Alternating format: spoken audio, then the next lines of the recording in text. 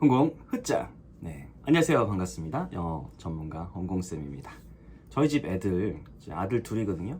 4학년, 2학년, 일찍 잡니다. 다들 놀라시더라고요. 초4, 초2인데 저녁 8시 반이면 잡니다. 꽥. 자고 아침 이제 6시에서 6시 30분에 일어납니다. 그래서 뭐 자기 할 거 하고 뭐 이렇게 하고 있어요. 그래서 과연 이제 이게 이제 일찍 재우는 게 이제 언제부터 시작이 된 건지, 그리고 이제 이거의 어떤 장점은 무엇인지, 그리고 나아가서 앞으로 과연 홍공쌤네 집은 과연 이 기조를 언제까지 유지를 할 것인가, 그 점에 대해서 한번 편하게 이야기해 볼까 합니다.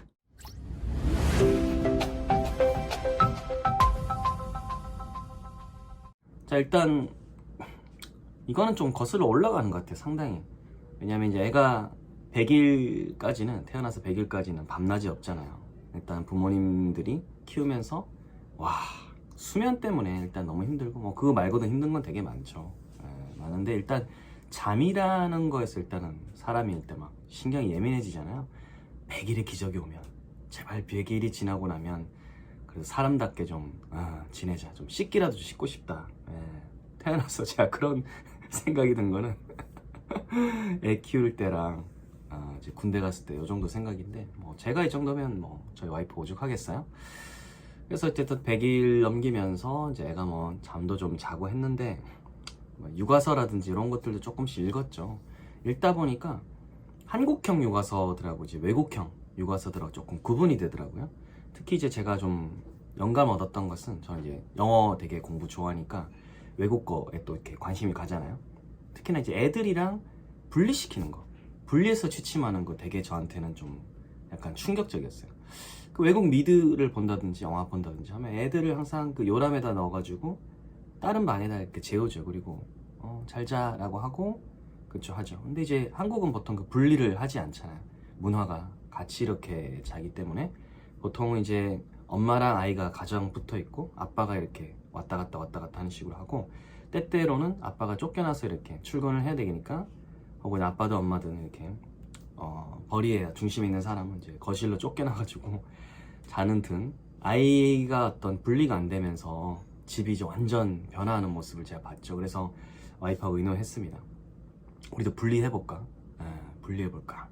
했는데 결과적으로는 분리를 실패했습니다. 왜냐면 집이 그 당시에 너무 좁기도 좁았고, 좀 협소하기도 하고, 뭔가 이게 분리하기에는 제 작지만 또 유튜브도 찍고 뭐 이런 이 여러 가지 작업할 수 있는, 그 당시엔 EBS 출강 많이 했으니까 그런 걸 준비한다든지 이런 게 좀, 어쨌든 집안이 되게 컴팩트했었어요. 그래서 이 분리라는 게 이게 좀 힘들다라는 좀 생각을 많이 했습니다. 그래서 현실적으로 분리는 포기를 하고 차선책을 이제 택했었어야 됐죠. 차선책으로 제가 이제 생각했던 것은, 애들이 이제 또 서구권에서는 일찍 자잖아요.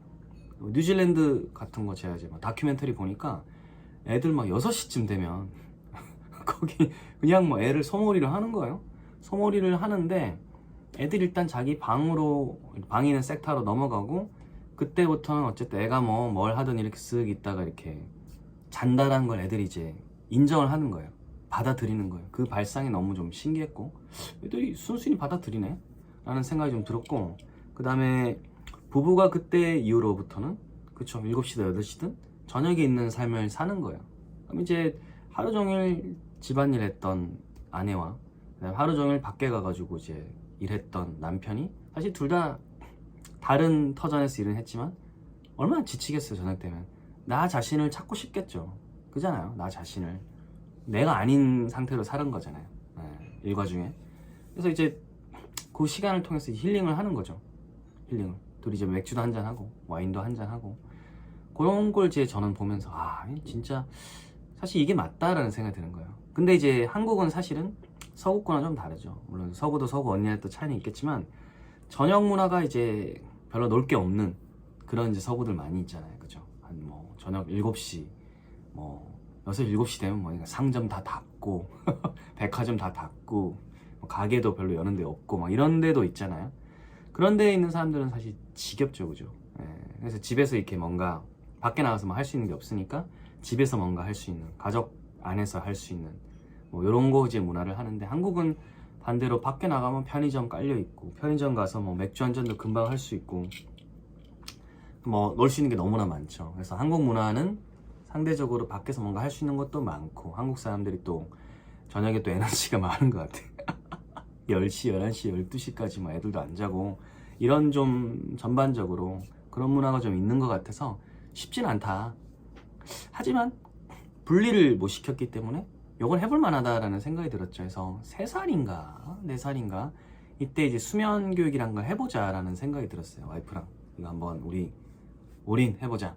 그래서 처음에는 어떤 식으로 했냐면 진짜 저녁 6시부터 저희도 재우려고 했습니다. 해서 되게 조그만 비확장, 확장도 안 한 비확장에 한 20평 정도 된 20년 된 그런 이제 아파트였는데, 어쨌든 거실부터 불을 끄면서 들어오는 거예요. 이렇게 거실부터 불을 끄면서 아 이제 밤이 온다 라는 걸 아이한테 이렇게 알려주는 거죠. 물론 애가 뭐 알겠냐마는 밤이 오는 거야, 밤이 오면 이제 코하고 자는 거야 하면서 거실부터 불을 쭉쭉 끄고 커튼도 치고, 물론 6시니까 밖에 막 엄청 어둡고 그러진 않았지만 어둠이 온다는 걸 좀 알려주고 안방까지 이렇게 소몰이 했어요. 거실은 이미 막 깜깜해. 그럼 이제 안방에 이제 와가지고 안방에 이렇게 이제 벙커 침대인가 그 당시에 벽도 이렇게 옆으로 칠 수 있고 이렇게 조립을 해가지고 벙커를 이렇게 사방을 이렇게 쿠션처럼 돼 있는 거 있잖아요. 그거를 이제 해가지고 애를 이제 가두리를 했죠. 가두리를 하고 이제 꿈나라 책을 이렇게 막 읽어준 거죠. 꿈나라 책을 읽어주면서 자자 하는데 힘들더라고요. 7시가 돼도 8시가 돼도 안 자. 그렇게 해서 결국은 뭐 9시, 10시까지 끌다가 처절하게 이렇게 자고, 이게 과연 성공인가 이런 생각이 들었어요.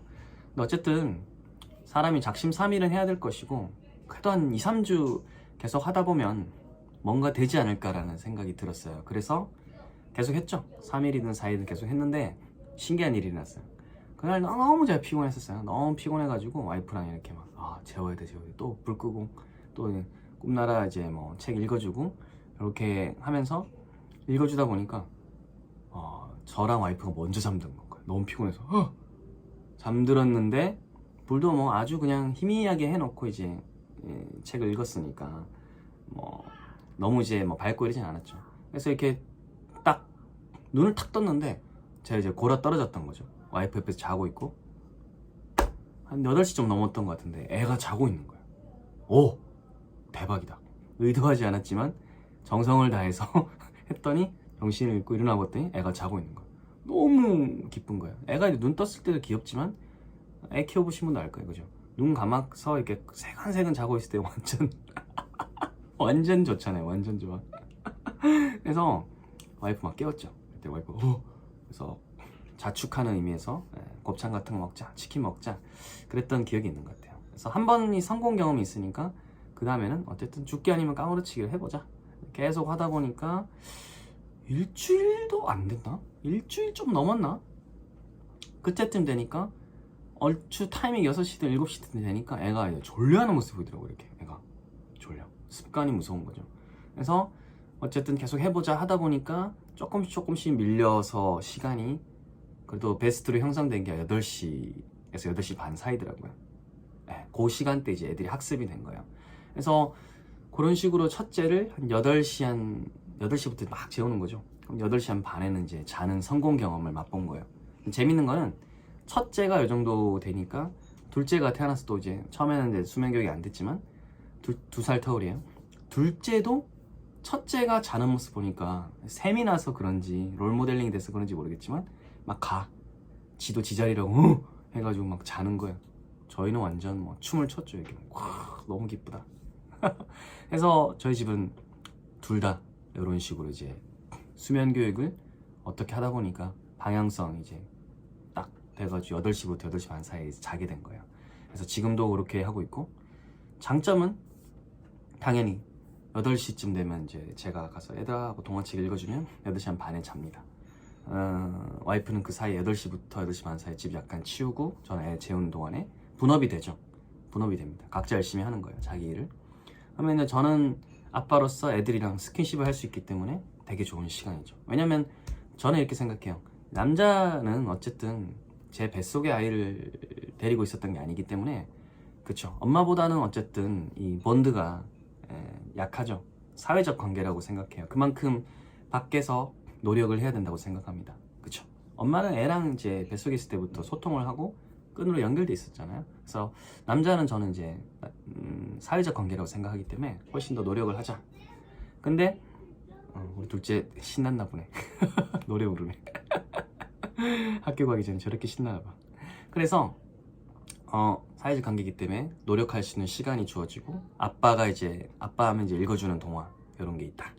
그런 게 있어서 좋고 엄마는 그 시간에 자기가 어쨌든 약간 좀 정리를 하고 주시고 싶으니까 그런 걸 또 할 수 있는 시간이 있어서 되게 좋고 8시 반 넘으면 예전에는 이제 너무 힘드니까 저도 막 같이 골아 떨어지고 그랬었는데 지금은 이제 뭐 체력 안배 내는 게 워낙 이제 여러 해 됐기 때문에 수년 됐잖아요. 수년 한참 됐기 때문에 말똥말똥 나와가지고 와이프랑 뭐 힘든 날에는 맥주도 한잔 하고 넷플릭스 영화도 보고 영화 많이 봤어요. 한국 영화 같은 거 옛날 영화 많이 보면서 그러니까 우리가 만나기 전에 어떻게 보면 옛날에 상영했던 그런 영화 보면서 같이 감상도 나누고 밤에 이제 산책도 합니다.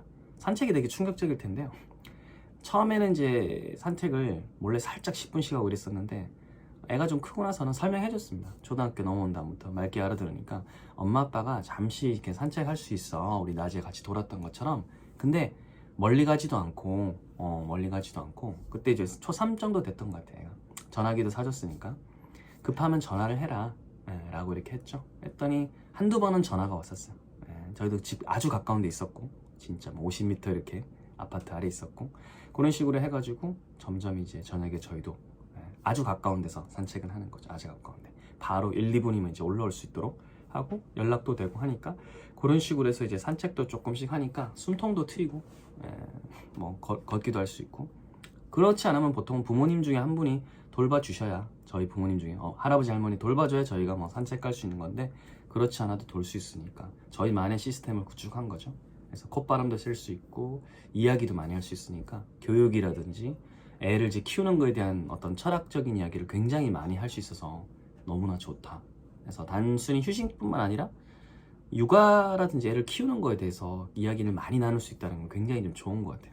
이 사람이 어떤 면을 더 원하고 이 사람은 이제 이런 걸 좀 불편해하는구나. 영어에 대해서는 어떤 교육관을 갖고 있구나 등등 확실하게 소통이 되면 콜플레이가 되는 거잖아요. 서로 내가 이거는 해야 되고 이거는 건들면 안 된다는 게 확실해지기 때문에 시간이 지날수록 명확해지기 때문에 그런 것들이 되게 좋은 것 같고 마지막으로 과연 이제 이 기조를 언제까지 하느냐. 애들이 보통 저녁에 부모님들이 뭔가 재우고 더 재밌는 것들을 한다 이런 것들을 이제 한번 생각을 하게 되면 안 자죠. 그죠?